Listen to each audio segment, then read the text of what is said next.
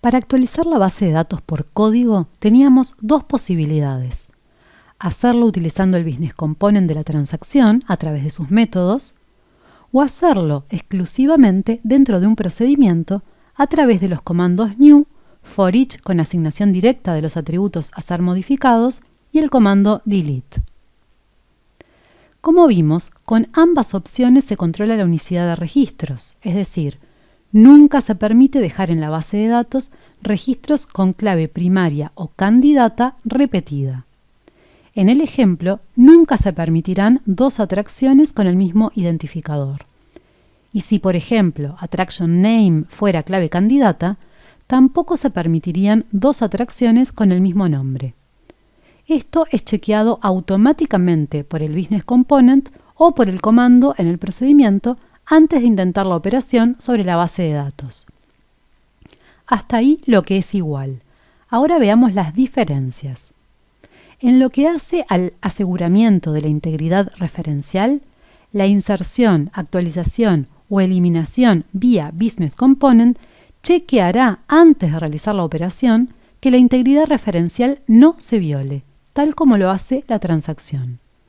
Por ejemplo, si quisiéramos modificar la categoría de la atracción 3 por una inexistente, el Business Component controlará previamente que exista la categoría 100 en la tabla Category, y si no existe, entonces no intentará la actualización.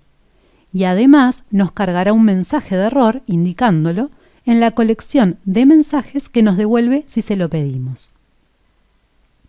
En cambio, las operaciones realizadas por los comandos específicos en procedimientos no realizarán control de integridad referencial alguno. Esto significa que si, por ejemplo, queremos actualizar la categoría de la atracción 3, ahora por asignación dentro de for each, no será consultada la tabla Category para averiguar si existe una categoría 100 antes de enviar la orden a la base de datos para que actualice ese registro. Por tanto, si la base de datos tampoco controla la integridad referencial, nos quedará un dato inconsistente. Y si sí la controla, como es el comportamiento por defecto, arrojará una excepción y el programa que estamos ejecutando cancelará. Por tanto, por el momento, la balanza parece inclinarse hacia el uso de Business Components. Sin embargo, si los registros a actualizar son millones o miles de millones, la cosa cambia un poco. Controlar por cada registro la integridad referencial antes de realizar la operación es una tarea que insume tiempo. Insignificante si se trata de pocos registros, pero muy importante si se trata de millones. En ese caso, la actualización con comandos de procedimientos es la solución, si la performance se torna fundamental. En el ejemplo, podríamos ejecutar el for each solo si estamos seguros de que existe la categoría 100. E incluso podríamos mejorar más la performance utilizando la cláusula blocking del for each. Y por último, ¿qué pasa con reglas y eventos definidos en la transacción? Sabemos que la actualización por Business Components las y los ejecutarán, los que correspondan, claro, que no tengan que ver con la interfaz de la transacción.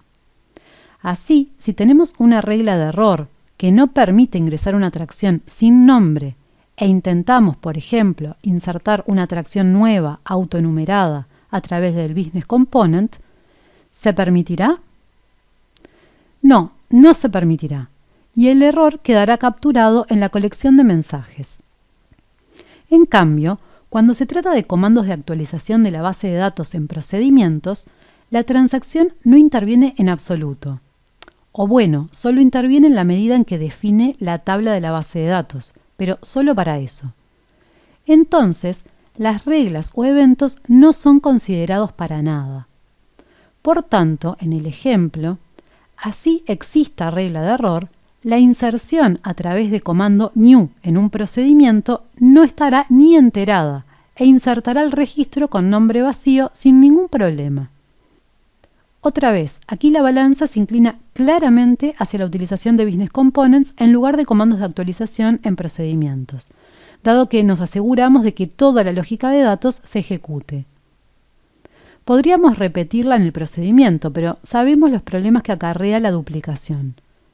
Por otro lado, evidentemente, ejecutar las reglas y eventos conlleva tiempo. Si la performance es un problema, entonces probablemente necesitemos actualizar la base de datos con comandos específicos de procedimientos. Una última ventaja de los business components frente a los comandos específicos de actualización es que, mientras que los primeros pueden utilizarse prácticamente en cualquier objeto que admita código, por ejemplo en eventos de web panels o panels, los segundos solamente pueden programarse en procedimientos. Sobre el commit y rollback vale lo mismo para ambas formas, es decir, el desarrollador debe hacerse cargo de utilizarlos donde le convenga, más allá de que los procedimientos tengan la propiedad commit on exit por default en yes. Veamos un caso especial que puede llamar a confusión. Supongamos que desde este web panel queremos llamar a este procedimiento que intentará insertar una atracción en la base de datos y nos devolverá su ID, dado que es autonumerado. Tenemos que decidir si insertamos el registro con el comando new o lo hacemos con el business component. Primero hagámoslo con el comando. Como la propiedad commit on exit está con su valor default, yes, y claramente se está realizando una operación sobre la base de datos, entonces GeneXus coloca un commit implícito al final del código fuente del procedimiento. Por este motivo, sabemos que al volver de la ejecución del procedimiento, en esta sentencia, si se pudo insertar el registro, entonces ya se habrá comiteado. Y es por ello que el listado de navegación nos hace esta advertencia. Veamos las atracciones que hay en la base de datos. Ahora ejecutemos. Volvamos a observar las atracciones. Tal como esperábamos, aquí encontramos la nueva atracción turística. Pero ahora observemos qué hubiera pasado si en lugar de insertar con el comando new, lo hacemos con el business component. Le hemos colocado un 2 al nombre Eiffel Tower. Y no explicitamos commit, dado que tenemos la propiedad commit on exit prendida. Si observamos el listado de navegación, ya vemos algo raro. No nos está haciendo la misma advertencia que en el otro caso respecto a la propiedad commit on exit. Y luego, si ejecutamos, vemos que nos informa del siguiente número de atracción, sí, lo que nos hace pensar que la insertó y comitió correctamente, pero si vamos a buscarla la transacción, no está. ¿Qué pasó? En videos anteriores dijimos repetidamente que el hecho de tener la propiedad commit on exit de un procedimiento con su valor yes no significaba que siempre GeneXus fuera a colocar un commit al final del código fuente. Dijimos que solo lo haría si encuentra que en el source del procedimiento, en algún lado, se está queriendo acceder a la base de datos para hacer alguna operación de CRUD, Create, Update, Delete. Así, en el primer caso, claramente colocará un commit, porque el comando new inequívocamente representa una operación de CRUD. Sin embargo, no reconoce para el segundo caso una operación de ese tipo. Es que toma al business component por su estructura, como un SDT, y no logra interpretar el método insert como corresponde, por lo que no entiende que en el source de este procedimiento se quiera hacer ninguna operación de CRUD, y es por ello que no agrega el commit al final del código fuente.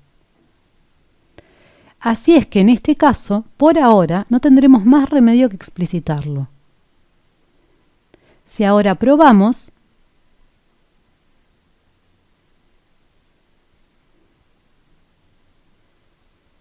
se comporta como esperábamos.